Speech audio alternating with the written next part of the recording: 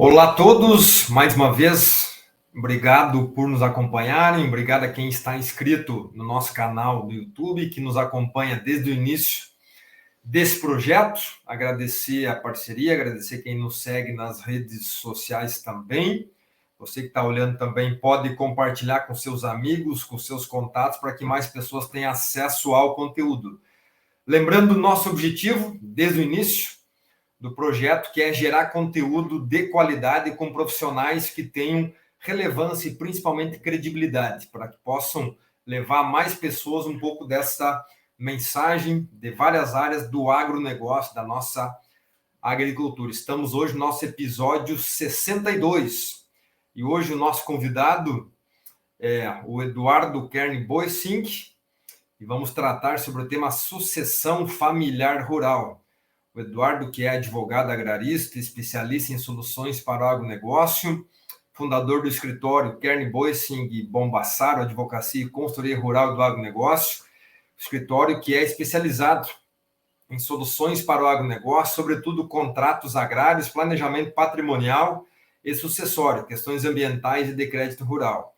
Pós-graduado em Direito Agrário e Ambiental, especialista em agronegócio pela FGV, certificado em negociações complexas pelo método Harvard e experiência bancária junto à Superintendência do Banrisul, na unidade de crédito de agronegócio.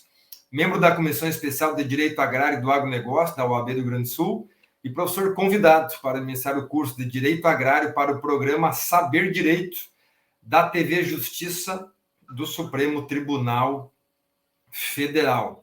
E esse é o resumo do currículo, né? Mas como eu disse para o Eduardo, né, que é só 15 minutos, né? Senão eu vou só falar do currículo dele. Realmente tem um convidado de altíssimo nível, onde eu tive o prazer de conhecê-lo tempos atrás, num contato, né, com um associado, uma entidade do SINDAG, que eu atuo como executivo. Então a gente fica muito feliz de poder fazer esse relacionamento, poder trazer o Eduardo hoje aqui para o episódio 62. Seja bem-vindo, obrigado por estar com a gente, parabéns pelo trabalho, pela carreira. Conta para nós, Eduardo, como é que você entrou nesse meio do direito e aí caiu dentro do agronegócio, essa linha que você trabalha hoje? Seja bem-vindo. Obrigado pelo convite, Gabriel. Uma satisfação muito grande contribuir contigo. Obrigado pelas gentis palavras também. Eu sou do interior do Rio Grande do Sul, uma pequena cidade chamada São Pedro Butiá, no Oeste. E a minha formação começou desde a época do colégio, né? No colégio agrícola, junto com o ensino médio.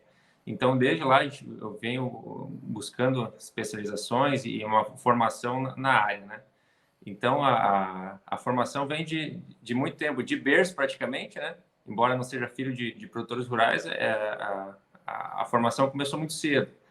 Então, e vem desenvolvendo essa carreira voltada ao agro, tanto na parte bancária quanto no escritório. E falar sobre esse tema que é tão caro, é tão importante hoje num ambiente um pouco inseguro em muitos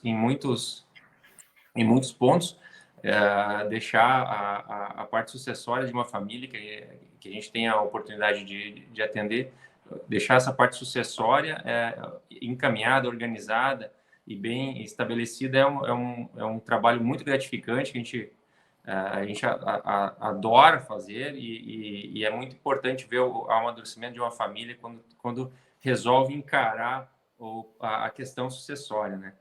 Hoje, o que eu vejo assim dentro de uma família é um tema bastante delicado, né? Envolve a ausência de alguém, né? Pressupõe a ausência de alguém, né? E hoje eu acho que um inventário é uma das piores coisas que pode acontecer para uma família de produtores rurais, né? Tanto pelo cenário que se estabelece, né? Uma ausência inesperada, vamos dizer assim, quanto da parte monetária, né? O inventário costuma ser caro, é a origem de muita discussão, muita confusão, às vezes, entre a família. A gente sabe que na prática é assim mesmo, né, Gabriel? Então, um trabalho que a gente gosta bastante de fazer. Legal, legal, mais uma vez, obrigado. E esse tema da sucessão familiar rural, ele foi o que inspirou, nasceu o AgroMais aqui, conversando, né, com o pessoal da Rede 9, que foi o primeiro parceiro nosso. Depois a W Congress entrou para dar essa cara um pouco mais profissional, organizada, para fazer a transmissão, fazer um vídeo com uma gravação adequada. Depois veio Conecta Agro, mas a origem foi com o tema sucessão. É um tema que eu particularmente sou fascinado por ele, né? Gosto de estudar muito, vejo que tem um espaço muito grande aí e que a gente pode aproveitar cada vez mais. E a motivação foi, né, a pessoa que me motivou a criar esse espaço aqui foi aproveitar os contatos que a gente tem. Como a gente acaba viajando um monte, conhecendo pessoas de muitas entidades, cooperativas, produtor rural, Federação da Agricultura, de ocupar o espaço, esse relacionamento, para divulgar um conteúdo de qualidade, através de pessoas que têm credibilidade assim, como você tem. E como é que você está vendo, como é que você vê o agronegócio? Está preocupado com esse tema? Como é que você está vendo, né, já que a sua experiência no tema aí? Reforçando um pouco a introdução, por que esse tema é tão importante? Eu gosto muito de trazer esse estudo, os dados desse estudo, justamente para situar o pessoal que nos ouve e as famílias que nos acompanham. 70% do PIB mundial é de empresas familiares. Esse é um dado da PwC, né? uma das Big Four, uma das 4 maiores empresas de auditoria do mundo. E apenas 12% dessas empresas chegam na terceira geração. Então, observem o tamanho do desperdício de recursos que uma sucessão mal feita ou não feita, ela acaba desperdiçando, né? Então, é um tema extremamente delicado. No agronegócio não é diferente. Hoje, o sistema é nítido que as empresas, que as famílias rurais, né, não necessariamente empresas, elas costumam concentrar o patrimônio em pessoa física, no patriarca e, eventualmente, na matriarca. E algumas empresas já fazem uma transmissão em regime de doação, às vezes para os filhos, né? Eu considero o termo doação bonito apenas no nome, porque na prática ele não tem muito benefício, além de ter o cálculo do imposto de transmissão calculado pelo valor venal, né, que acaba sendo um imposto muito caro.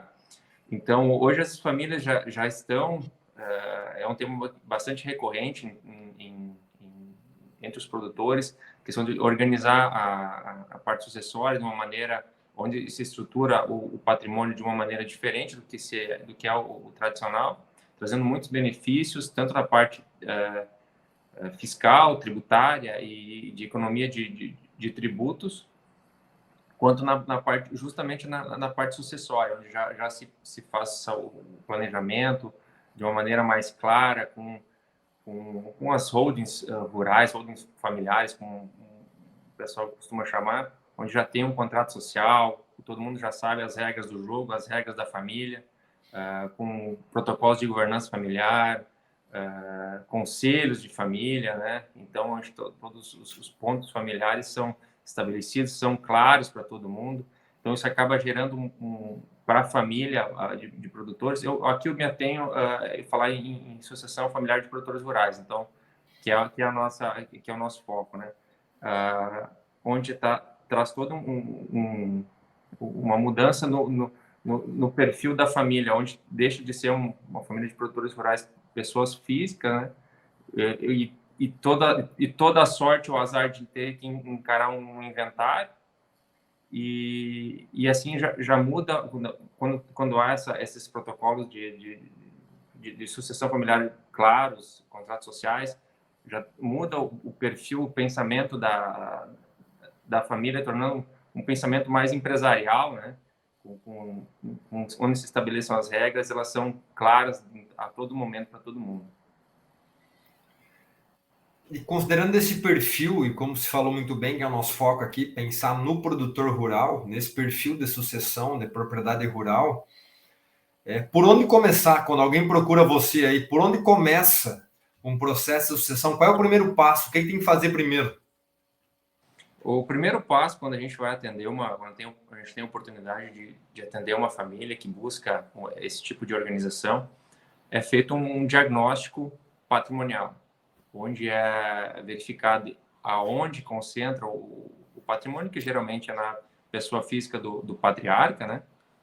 Onde é feito um diagnóstico, a gente faz tem pessoal, contadores que trabalham conosco, onde é feito esse diagnóstico e é feito uma análise de como que é feito, como está hoje, uma eventual ausência, é feito uma comparação entre de que forma seria, quanto custaria um inventário hoje e quanto que custaria uma integralização de capital, por exemplo, uma formação de uma holding.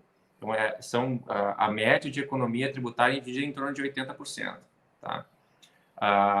E também os benefícios da parte do contrato social da família, com as regras da doação das cotas, a estipulação, quem vai ter direito às cotas, por quê. Então, são feitas reuniões entre os membros da família até onde se discute o contrato social, que é o instrumento mais importante de toda toda essa estrutura, que são as regras do jogo, né? Então, a questão de novos entrantes na sociedade, por exemplo, com casamento de filhas, de netos, então são regras para que todo mundo possa acessar, até regras para sair, a situação de endividamento das pessoas físicas, né? Então, são regras que são feitas. Então, dentro desse amadurecimento, geralmente são 2 anos de trabalho, assim, quando é feito uma estruturação dessa forma. A gente dá suporte por 2 anos, por exemplo. Então, esse amadurecimento da família em relação ao contrato social, às regras do jogo, é bem gratificante. E a gente acaba percebendo uma grande melhora assim, na condução do negócio, mais responsabilidade, sobretudo na questão de garantias também. E as regras são postas a todo momento, né?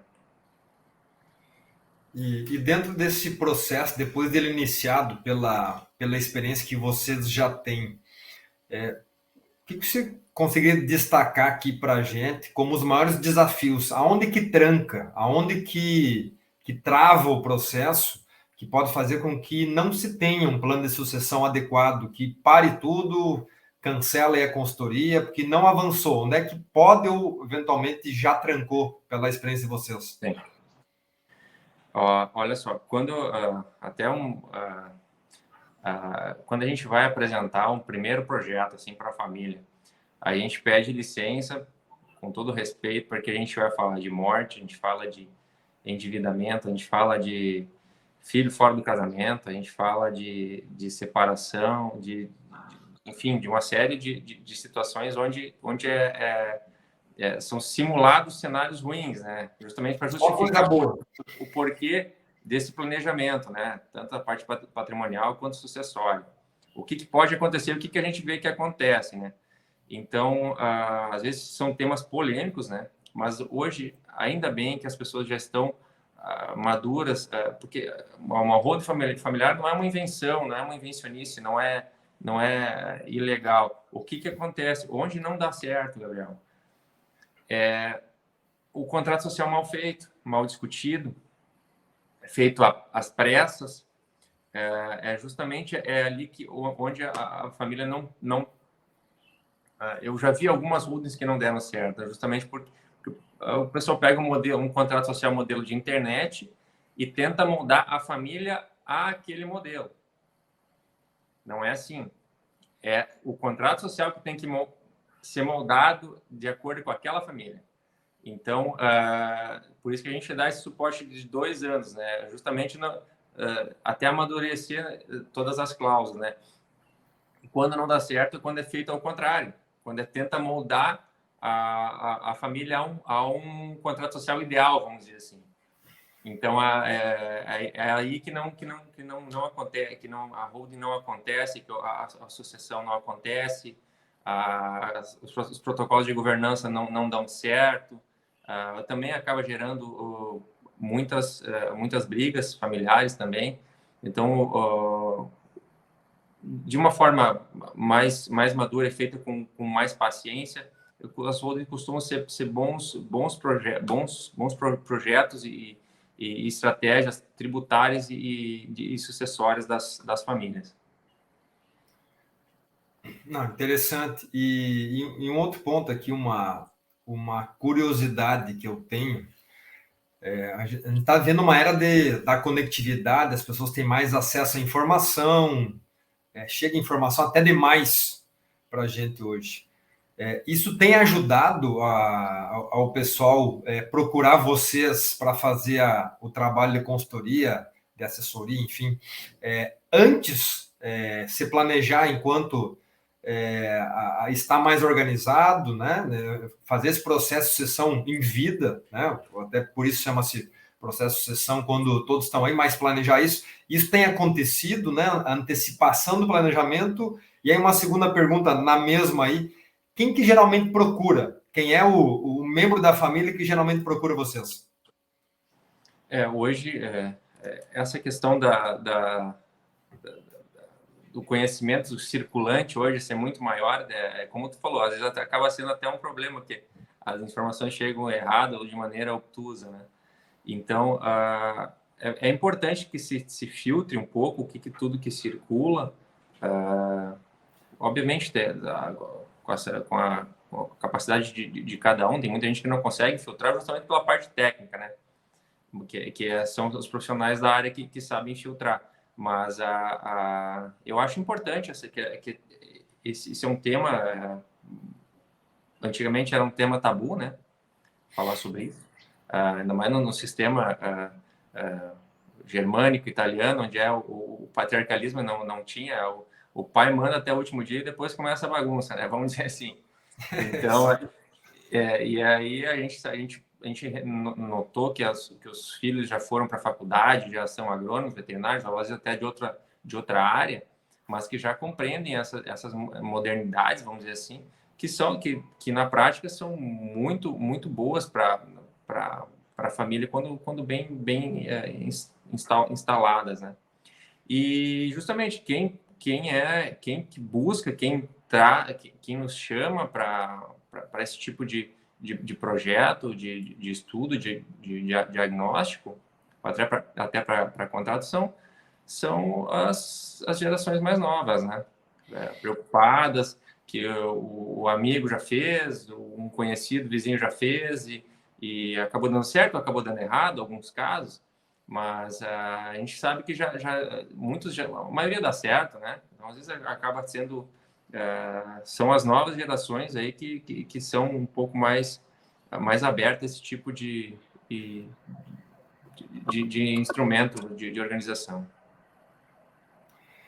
Interessante. E dentro desse cenário, e agradecendo quem está acompanhando o episódio 62 aqui do AgroMais com a gente, se ainda não está inscrito no nosso canal, a gente pede que faça a inscrição e compartilhe o vídeo com mais pessoas para que possam ter acesso a esse conteúdo. E na descrição do vídeo, todos os detalhes aqui do Eduardo, do escritório, para que vocês possam encontrar o Eduardo eventualmente, quem precisar aqui, até porque tem muito produtor rural que acompanha nosso material. A maioria do público nosso ou é produtor rural ou é filho de produtor rural, eventualmente está estudando também algum curso relacionado ao agronegócio ou áreas afins, né? Geralmente é a principal, a maioria do nosso público. Dentro disso tudo que vocês estão vendo, né? Que vocês aí do escritório que vocês atuam estão vendo, como é que se vê os próximos anos? Como é que vocês estão mapeando? Como é que vocês estão vendo o agronegócio brasileiro? Para nós começar a caminhar aqui para o encerramento da nossa conversa. Como é que vocês têm está mapeando a visão de futuro? Para onde que vai o agro brasileiro? Olha, inicialmente eu quero agradecer o convite aí, a oportunidade, já nos encaminhando aí para o final do programa. O que eu enxergo, Gabriel? Eu acho que finalmente o Brasil reconheceu que a verdadeira vocação do Brasil é o agronegócio. Não é indústria, não é tecnologia, não é outro segmento, é o agro. Então, nós somos, sem dúvida, a maior potência agroambiental do Brasil, tanto nos índices de preservação que a gente apresenta, quanto de produtividade. Nós temos menos de 10% da nossa área, sendo de 8%, sendo mais exato, utilizado para agricultura, e com índices de produtividade e de produção global enorme, né? Então, a gente tem um futuro brilhante, tanto na alimentação humana, né? A gente tem esse aumento populacional que se prevê até 2050 em 10 bilhões.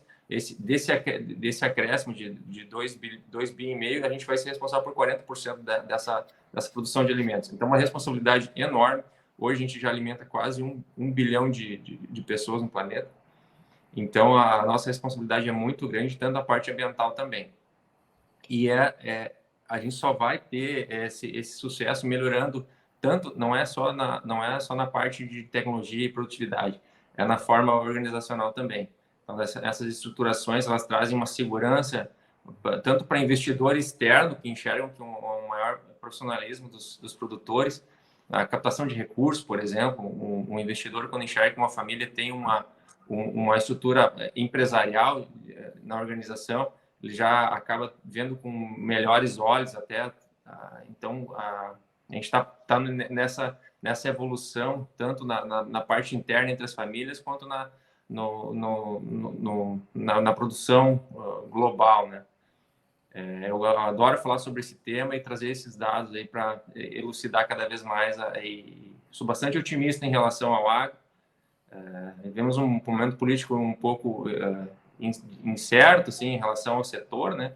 Mas eu acho que o agronegócio é uma ilha de prosperidade no meio dessa bagunça toda. Eu acho que a gente tem uma responsabilidade muito grande nesse sentido, até com a humanidade, né? Com certeza, Igor. Temos um potencial gigante ainda para ser explorado, e quando você traz os números, impressiona mais ainda, né? A gente usar aí menos de 10% da área e produzir o que se produz, né? O Brasil hoje, as principais commodities, ou o Brasil é primeiro ou o Brasil é segundo na produção. Então, exatamente. Realmente o Brasil é uma super referência. Nosso convidado de hoje é o Eduardo Boecing. Estamos falando sobre sucessão familiar rural, e quando o papo é bom, né? Quando o especialista aí realmente conhece muito do tema, a gente poderia ficar aqui horas e horas discutindo, mas o objetivo é provocar as pessoas que sejam instigadas a quererem conhecer mais sobre o tema. Na descrição do vídeo aqui tem todos os contatos do Eduardo para encontrar ele, para buscar mais informações sobre o tema. Você que é produtor rural, filho de produtor, consultor, agrônomo, advogado da área, ou que não seja da área, que quer conhecer um pouco mais, fica o convite para conhecer cada vez mais. Vou devolver para o Eduardo, para que ele possa fazer as suas considerações finais, e se eu puder fazer um pedido para você, você possa deixar uma mensagem aí para os jovens, aí que é filho de produtor, ou que está no meio da faculdade, não sabe exatamente para que área vai trabalhar, trazer um pouco de mensagem para esse público que é a maioria que nos segue, que nos acompanha. Eduardo, por favor. Olha só, a minha mensagem é de otimismo. A gente tem que acreditar sempre, né? Euclides da Cunha, na obra Os Sertões, ele fala que uma obra antiga, né? Ele fala que o nordestino é, antes de tudo, um forte, né? Isso aí a gente aprende nos bancos escolares, mas eu acho que a gente pode parafrasear ele dizendo que o agricultor é, antes de tudo, um corajoso, né? Porque a gente vê que aqui no sul, por exemplo, a gente teve uma seca muito forte esse ano, e todo mundo na safra de verão, né? E na safra de inverno, a gente está vendo uma safra de trigo, de canola aqui, de clientes da toda a região sul, metade do Mato Grosso do Sul para baixo. A gente está vendo uma safra de trigo muito boa. Então, a gente sempre tem que acreditar na próxima, né? Na próxima, quando não dá certo, toma um prejuízo enorme, na próxima vai dar, na próxima vai dar. Então, a gente tem que sempre perseverar, né? Perseverar produtor que não é perseverante, não evolui, né? Então, é sempre a próxima safra a gente tem que acreditar que vai dar certo, que vai dar certo. Então, a minha mensagem é essa: a gente tem que sempre buscar evoluir, buscar as melhores formas de trabalho, sempre de uma maneira correta, né? E sempre acreditar que na próxima vai dar certo. Eu acho que essa é a mensagem que a gente pode deixar dessa vez. E eu me coloco à disposição aí, para todos nós, quem nos acompanha aqui, que busque, que está buscando algum tipo de apoio, pode contar com a gente aqui nos contatos, né? E eu fico à disposição. E te agradeço muito pelo convite, Gabriel. Uma satisfação. A gente passou bastante do tempo combinado, mas a gente poderia falar muito tempo ainda por vários assuntos desse setor que eu gosto muito de trocar ideia e conversar. Legal, Eduardo, obrigado. E o tema ele é instigante, né? O tema da sucessão aqui, a gente vai abrindo ele e não tem fim, né? Realmente o tema ele é mega importante. Não tem nenhuma dúvida que vai ser um dos temas principais nos próximos anos dentro do agronegócio brasileiro. Agradecer a cada um que acompanhou o nosso episódio 62 até aqui. Lembrar das nossas redes, o canal no YouTube, as demais redes sociais também, que estão todas na descrição do vídeo. Quem quiser encontrar o Eduardo Boissing, que é o nosso convidado de hoje aqui, falando sobre o tema sucessão familiar rural, ele que é advogado agrarista, especialista em soluções para o agronegócio, com um vasto currículo que está todo ele aqui na descrição do vídeo, bem como os contatos. Obrigado aos nossos parceiros da Rede 9, W Congress e Conecta Agro, que tornam este projeto aqui viável e possível. Obrigado a você que nos acompanha, que tem utilizado também este canal aqui como fonte de conhecimento. Fica o nosso agradecimento e nos vemos no próximo episódio.